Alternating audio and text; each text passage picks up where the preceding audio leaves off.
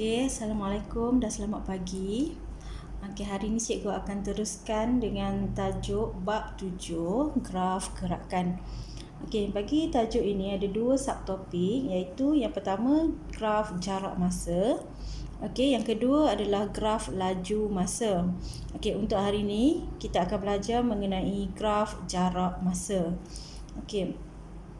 Jadi untuk belajar tajuk graf jarak masa ni, pelajar kena ingat balik perkaitan antara laju, jarak dan masa yang telah dipelajari semasa di tingkatan 2. Okey. Jadi laju ialah satu kadar yang melibatkan jarak dan juga masa. Jadi kalau kita nak kaitkan laju dengan masa, kita boleh lukis graf jarak masa. Okey, bentuk graf jarak masa ialah graf garis lurus. Okey. Jadi pada graf jarak masa ini, paksi mencancang ini mewakili jarak. Okey. Unit yang digunakan boleh jadi kilometer, meter dan sebagainya. Okey, dan bagi paksi mengufuk pula mewakili tempoh masa yang diambil. Okey, tempoh masa dalam minit ataupun jam. Okey, garis lurus ini adalah kadar perubahan jarak terhadap masa. Kadar perubahan jarak terhadap masa. Jadi kadar perubahan ini akan mewakili laju. Jadi kecerunan garis lurus ini mewakili laju. Okey, macam mana kita nak melukis graf jarak masa? Okey, ada dua cara. Yang pertama berdasarkan jadual jarak masa. Yang kedua adalah persamaan yang mewakili hubungan antara jarak dengan masa. Okey, untuk contoh satu ni, kita melukis graf berdasarkan jadual jarak masa. Okey, cikgu nak pelajar-pelajar buka buku teks, rujuk buku teks muka surat 184, contoh 1. Okey, kat sini mungkin kecil sikit. Tapi kalau kamu rujuk buku teks, kamu akan nampak besarlah. Okey. Okey, Azrin bercita-cita untuk menjadi seorang pelumba basikal dan berhasrat mengharumkan nama Malaysia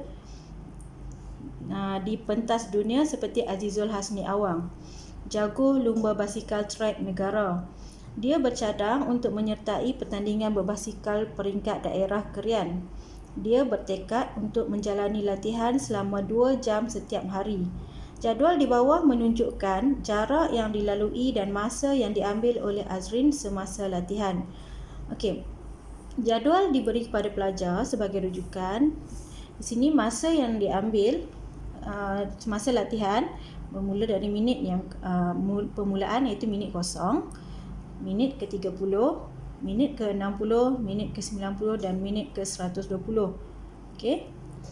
Jarak pula diberi di sini 0, 10, 20, 30 dan 40. Okey, kita nak melukis graf jarak masa berdasarkan jadual di atas. Okey. Okey, yang pertama pelajar kena lukis dulu paksi yang mewakili jarak, iaitu paksi mencancang yang mewakili jarak dalam kilometer dan juga paksi mengufuk yang mewakili masa dalam minit. Okey, kemudian menggunakan skala yang sesuai dan juga seragam. Labelkan jarak, okey, berdasarkan jadual ya, 0, 10, 20, 30 dan 40 dan seterusnya menggunakan skala yang sesuai. Label bahagian masa 0, 30, 60, 90, 120. Okey. Jadi untuk melukis graf ini kita hanya plotkan sahaja pasangan nilai jarak dan masa pada jadual tersebut. Okey, yang pertama kita tengok kita ada kosong dan kosong, iaitu di sinilah, plotkan di sini kosong dan kosong. Kemudian kita ada 30 dan 10. 30 bagi 30 minit dan 10 km. 30 minit 10 km, plot di sini.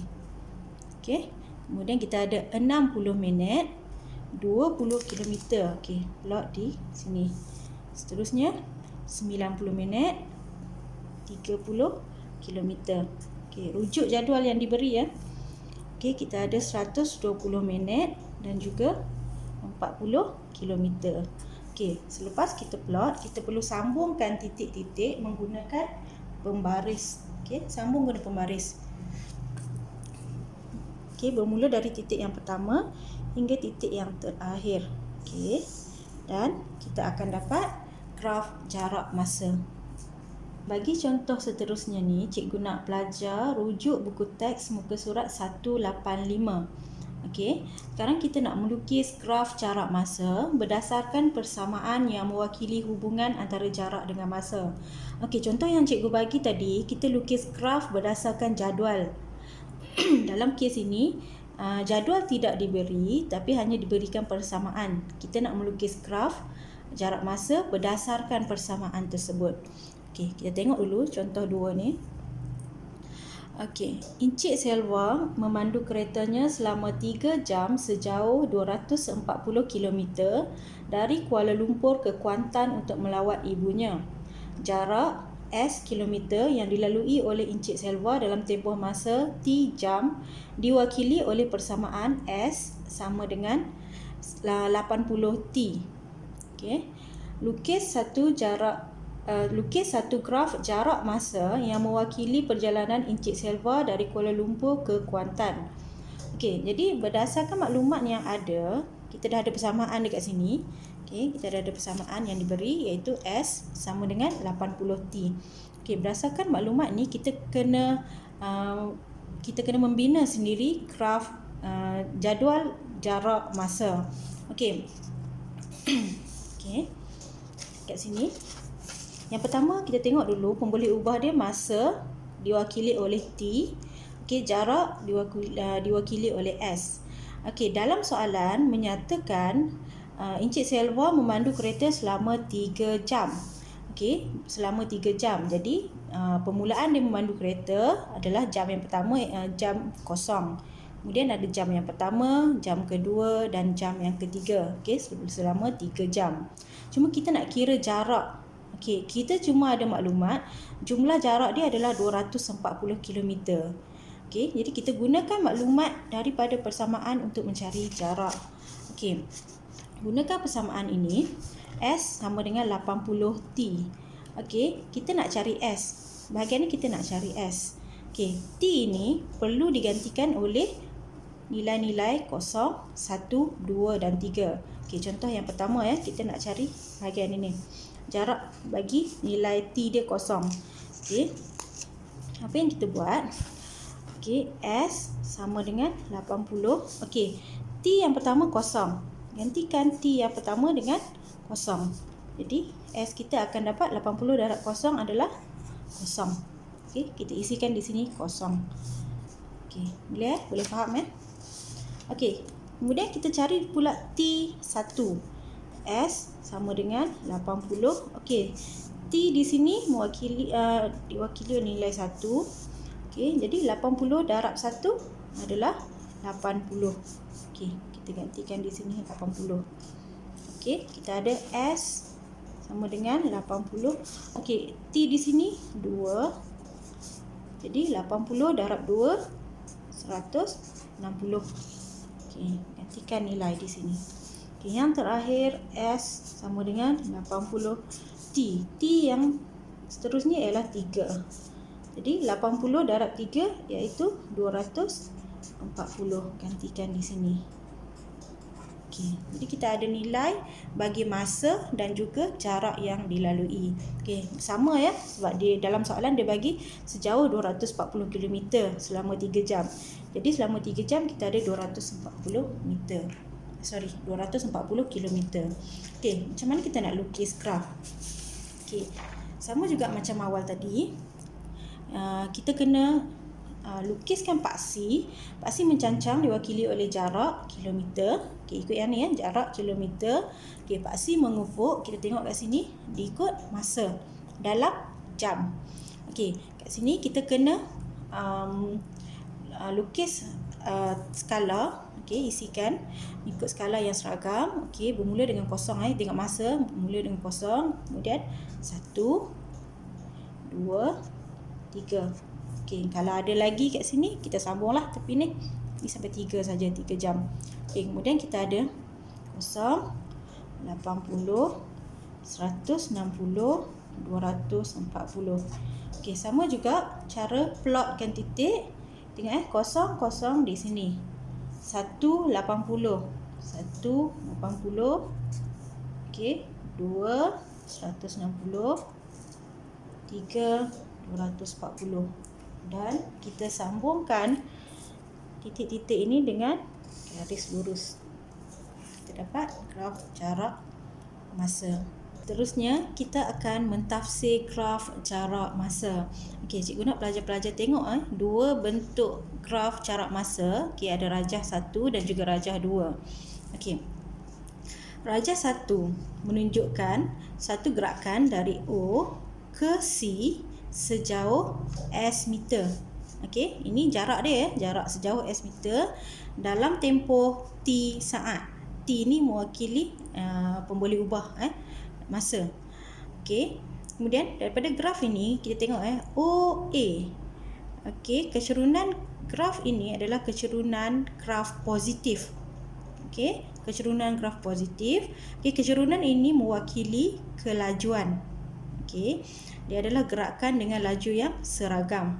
Okey, jadi gerakan sejauh S1 meter. Okey, sejauh S1 meter dalam tempoh T1 saat. Okey, ini adalah kecerunan graf positif. Okey, seterusnya AB. Nampak sini AB ni adalah kecerunan sifar. Okey, tidak ada perubahan jarak, bermaksud gerakan terhenti ataupun pegun. Okey, bila tak ada kecerunan di sini, bermaksud pergerakan dia memang tak ada pergerakan, dia berhenti saja di situ untuk suatu tempoh masa T2 tolak T1 saat. Okey, dia berhenti di sini, tidak bergerak. Okey, seterusnya dari B ke C ada nampak sama macam OA, itu kecerunan positif. Okey, bergerak diteruskan sehingga C.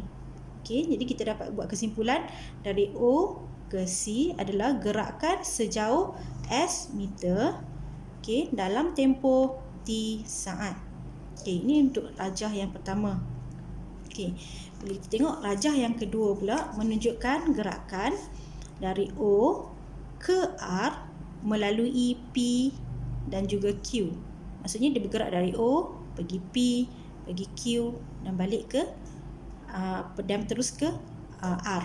Okey, kita tengok kat sini berbanding dengan rajah 1, kecerunan dia dua-dua positif, tapi yang ini dia ada naik dan turun. Okey, OP menunjukkan kecerunan graf yang positif. Okey, kecerunan graf yang positif. PQ menunjukkan kecerunan sifar, tak ada kecerunan, maksud tak ada perubahan jarak. Jarak dia sama je, tetap juga S, sama di sini. Okey, manakala QR menunjukkan kecerunan negatif. Okey. Okey, maksudnya dia kecerunan negatif, maksudnya kelajuan dia negatif. Okey. Kelajuan negatif ni menunjukkan objek tersebut dia bergerak balik ke tempat asal ataupun bergerak pada arah bertentangan. Dia macam ni contoh dia. Okey, katakan asal dia di sini, dia bergerak ke suatu tempat. Okey, bila bergerak ke suatu tempat, dia pergi ke sana. Kemudian dia berhenti, kemudian dia balik pada tempat asal tadi, dia balik macam ni. Dia balik. Okey, dia pergi, berhenti, dia balik. Pergi, berhenti, balik. Boleh faham Okey.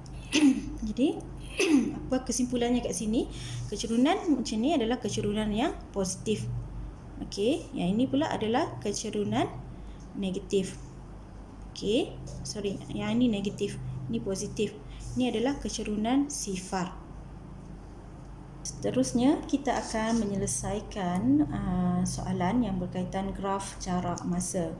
Okey, pelajar boleh rujuk muka surat 188 dalam buku teks sebagai contoh 4. Cikgu gunakan contoh daripada buku teks. Okey. Jadi graf jarak masa di sebelah menunjukkan gerakan sebuah kereta dan sebuah bas persiaran. Okey, graf OA warna merah ni mewakili gerakan dari kereta dari Puchong ke Bandaraya Melaka. Okey, graf BC ialah gerakan bas persiaran dari Bandaraya Melaka ke Puchong. Okey.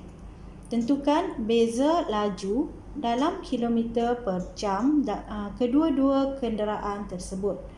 Okey. Dia nak beza laju antara kereta dan juga laju bas persiaran.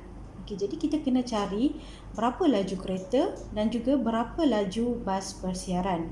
Okey, kita selesaikan satu persatu. Mula-mula kita tengok dulu laju kereta. Okey, laju kereta adalah kecerunan graf jarak masa yang berwarna merah ni. Okey. Caranya, okey. Mula kita akan cari laju kereta. Okey. Untuk mencari laju, okey, ingat balik nak cari laju, formula ubah yang digunakan ialah laju sama dengan jarak bahagi masa. Okey, kita tahu kita cari dulu beza jarak yang dilalui oleh kereta dari O ke A. Okey, beza jarak dari O ke A ialah 150 tolak kosong. Kita ada 150 tolak kosong kilometer. Okey, jarak bagi kereta. Okey, kemudian masa yang diambil oleh kereta ialah dari 0 jam hingga 2 jam. Okey. 0 jam hingga 2 jam. Jadi kita ambil 2 tolak 0 jam. Okey. Jadi kita ada 150 bahagi 2 iaitu 75 km per jam. Okey, kita ada laju kereta. Okey, seterusnya kita cari laju bas persiaran. Okey, laju bas. Okey, tengok yang berwarna hijau. Okey, beza jarak yang dilalui, jarak akhir tolak jarak awal Okey, jarak akhir bagi bas tersebut. Okey, bas tu bermula di sini. Ni jarak awal bas tersebut. Ini jarak akhir, dia berhenti di sini. Okey, dia bermula dari sini ke sini Dia berhenti. Bila berhenti kat sini, jarak dia adalah kosong.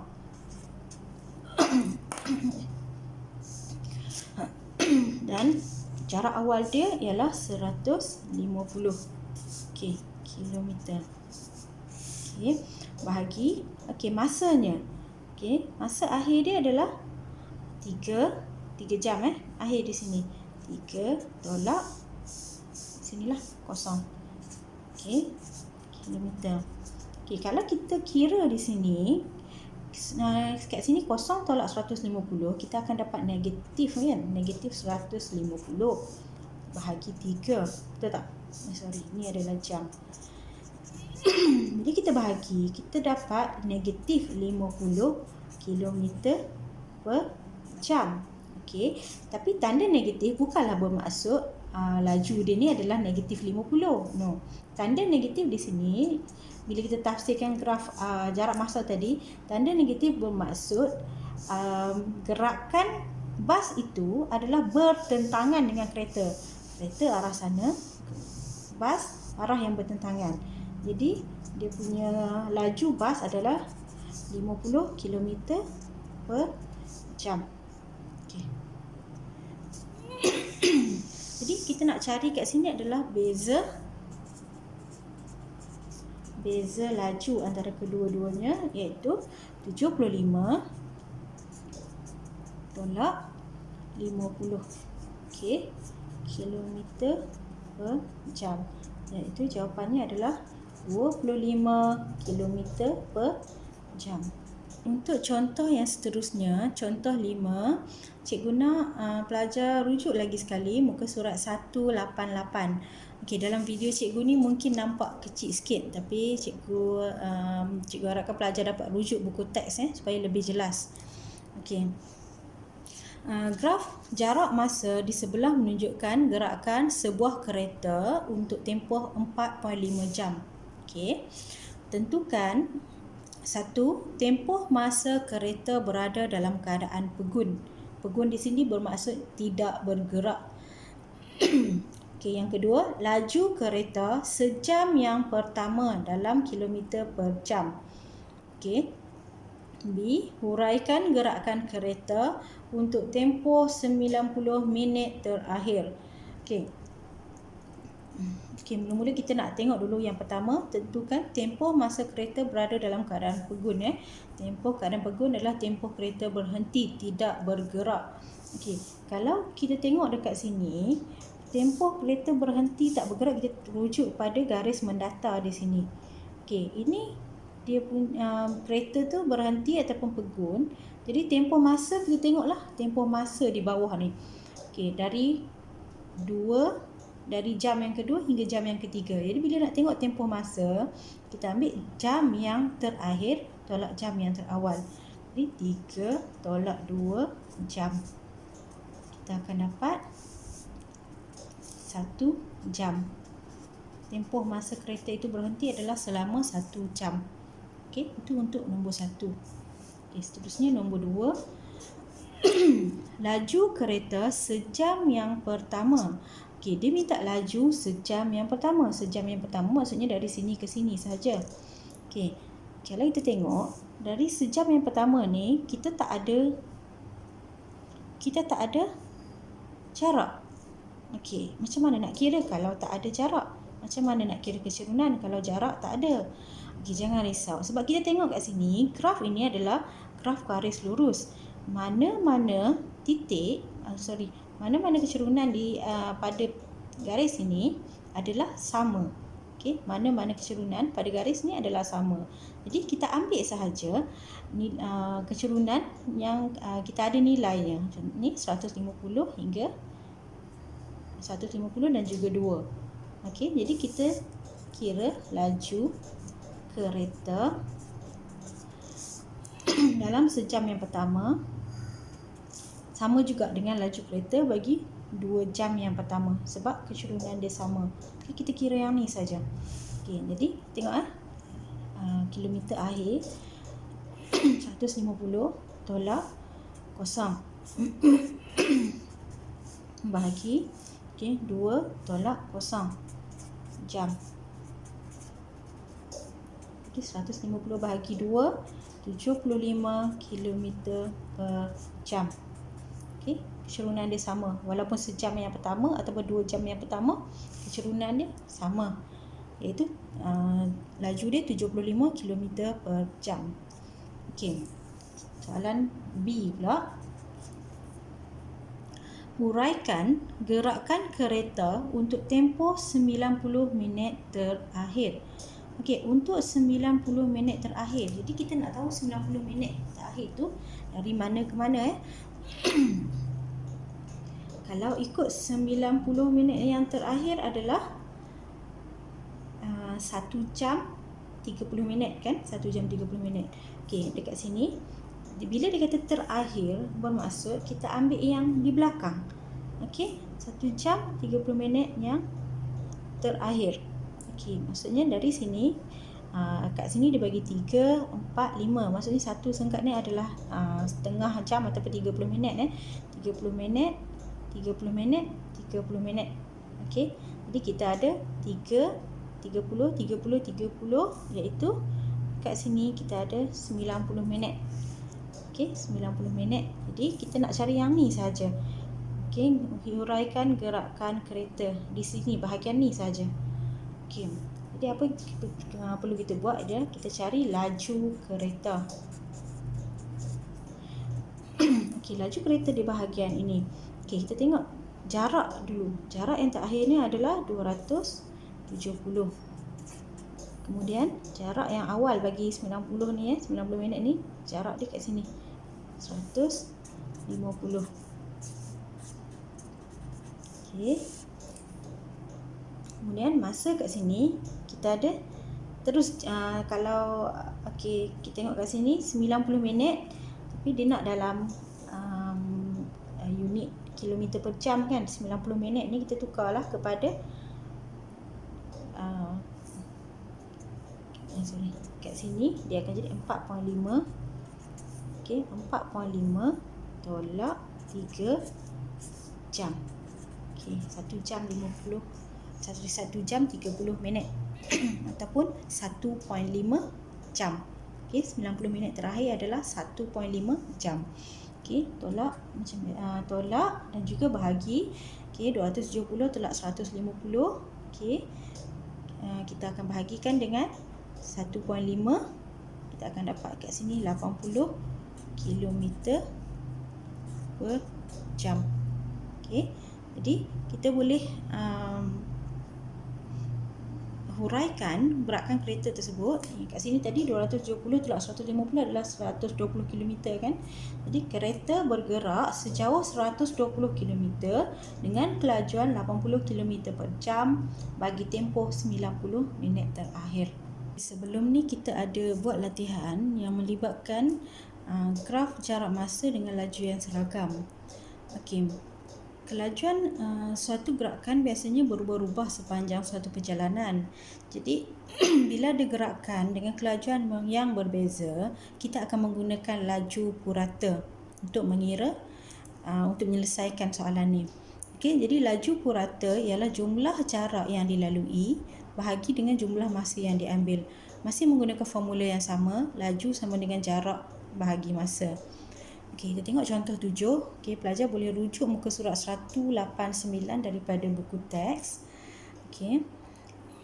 Puan Zabedah ingin melawat kawannya yang tinggal di Muar. Okey, graf jarak masa di sebelah menunjukkan perjalanan Puan Zabedah dengan kereta dari Segamat ke Muar melalui Tangkak.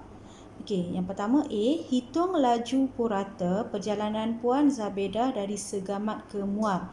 Okey, dia minta laju purata dari Segamat ke Muar, bermaksud kita kena cari purata, iaitu jumlah jarak dari Segamat ke Muar bahagi dengan jumlah masa. Okey, jumlah jarak. Okey, kita nak cari laju purata dengan jumlah jarak. Jumlah jarak di sini ialah 80 tolak 0 80 tolak 0 kilometer. Okey, kita bahagi dengan jumlah masa 1.5 tolak 0 jam. Jadi kita akan dapat 80 bahagi 1.5 iaitu 5. Okey, tekan kalkulator, kita akan dapat 53 1/3 kilometer per jam. Okey, kita dapat laju purata. Okey, bagi soalan B pula Okey, di sini dia bagi jika kadar perubahan jarak terhadap masa dari Segamat ke Tangkak, bermaksud laju lah, dia bagi kat sini laju ialah 50 km per jam. Okey, hitung jarak di antara Tangkak ke Muar dalam kilometer. Okey, jadi kalau kita tahu jumlah jarak dia 0 hingga 80 ialah jumlah jarak dari Segamat ke Muar. Okey, cuma kalau kita nak tahu jarak dari Tangkak ke Muar, bermaksud kita kena tahu dulu jarak dari Segamat ke Tangkak ni berapa. Okey, bila kita dah tahu jarak dari Segamat ke Tangkak berapa, kita boleh kira jarak dari Tangkak ke Muar. Okey, 80 tolak jarak dari Segamat ke Tangkak ni, baru kita dapat ini yang kita nak cari, jarak antara Tangkak dengan Muar. Okey, jadi maklumat yang kita ada kat sini adalah laju. Kita ada laju dan kita juga ada maklumat masa. Bila kita ada laju dengan masa, kita boleh cari jarak. Okey, formula yang biasa kita gunakan, laju sama dengan jarak bahagi masa. Okey, dalam kes ini kita sudah ada laju, kita juga sudah ada masa. Jadi kita boleh cari jarak dari Segamat ke Tangkak di sini. Okey, jadi kita cari jarak dulu bagi Segamat ke Tangkak, iaitu laju darab masa. Laju yang diberi ialah 50 km per jam. Okey. Darab masa yang ada dari Segamat ke Tangkak ini ialah 0 hingga 1, bermaksud 50 darab 1 jam. Okey, 50 darab 1 jam. Jadi kita ada 50 kilometer. Jadi kita dah ada jarak dari Segamat ke Tangkak sebanyak 50 kilometer. Soalan minta jarak dari Tangkak ke Muar. Jadi jarak dari Tangkak ke Muar ialah 80 km tolak 50 km, iaitu 30 km. Okey. Boleh ya? Okey, kemudian huraikan gerakan kereta dari Segamat ke Muar. Okey, kalau huraikan ni maksud kita buat dalam bentuk ayat je lah. Kita boleh cakap kereta bergerak sejauh 80 km dalam tempoh 1.5 jam dengan laju purata 53 1/3 km per jam.